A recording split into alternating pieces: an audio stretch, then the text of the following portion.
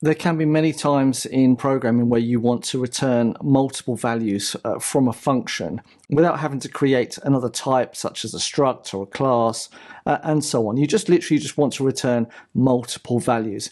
And as we know from functions, you cannot return multiple values. So you want to have some way of like compounding these values together. And this is where tuples come into play, right? Tuples allow you to group multiple values into a single compound value. The values within a tuple can be of any type and don't have to be of the same type as each other. So in this example, we want to have, let's say, at least the HTTP error first, or the HTTP status, right? In this case, we're going to make it 200, and then we want to have the HTTP text, which then is going to be then OK, right? In this situation, we cannot return two values because we can only return one, because we've said type any. So we want to be able to put this together. Now we could put this as an array, but this doesn't really help us as an array because we have an integer and then we have a string. So it wouldn't allow us to have the type definition, and we would have to have an any array inside there as well. We want to be able to have it that the compiler knows exactly what type you're going to get, and it needs to be able to comply to that as well. So what we can do in here is we can say in the brackets to make a tuple, we can say that int, and then we're going to say a string is what it's going to return. And then we just come here, and all we've got to do is just say HTTP status and then HTTP text. And when we compile this, everything works exactly as it should. And when we come to response, you can see here that we get 0 and 1. We can access both the properties.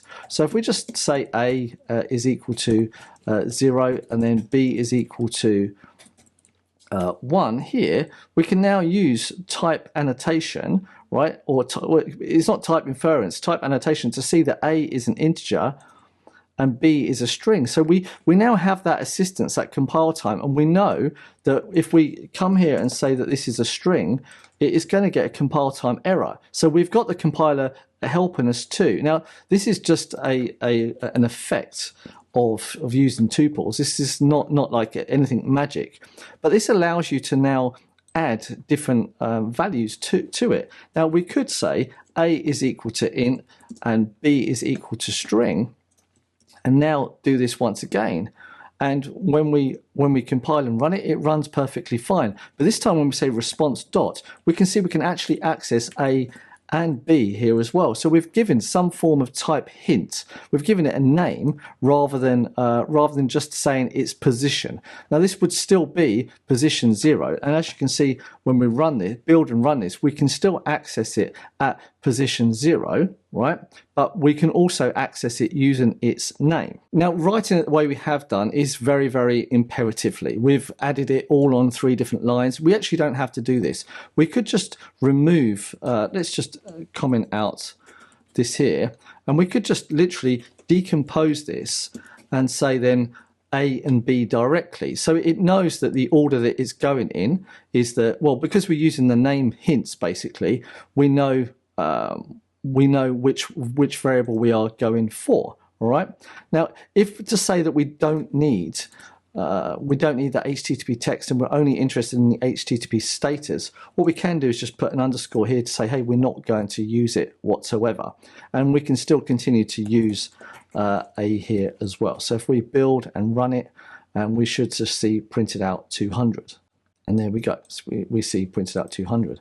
If we change this to an A comma B, we'll see the normal 200 and OK. The advantage of using tuples in this case, as I said in the beginning, is that you're able to compound lots of values into a single value and give them names and give them positions, and then you can use them in your code later, making sure that you know exactly what type that one value is and what position it is, and so on, with inside of that one compound value.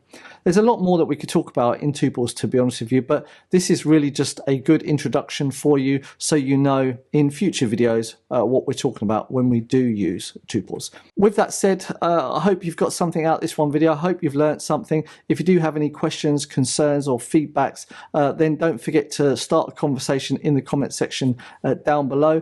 Other than that, like, share, subscribe, and do all of the other social media things that you can do with this one video.